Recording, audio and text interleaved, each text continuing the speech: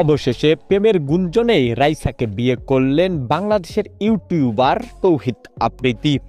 শোনা যাচ্ছে পারিবারিকভাবে বিয়ের কাজ সম্পূর্ণ করেননি তৌহিদ। রাইসার সঙ্গে তৌহিদ আফ্রিদির প্রেমের সম্পর্ক দীর্ঘদিন ধরেই চলছিল।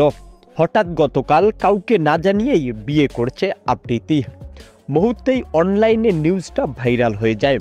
এ সময় তৌহিদ আফ্রিদি বলেছে, রাইসার সাথে আমার প্রেমের সম্পর্ক ছিল দীর্ঘদিন ধরেই।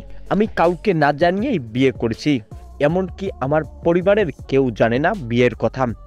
আমি পারিবারিকভাবে এখনো কোনো সিদ্ধান্ত নেইনি, তবে খুব শীঘ্রই আমি আমার পরিবারের সঙ্গে মিল করে বড় একটা আয়োজন করে তারপর বিয়ের বাকি কাজটা সম্পন্ন করব।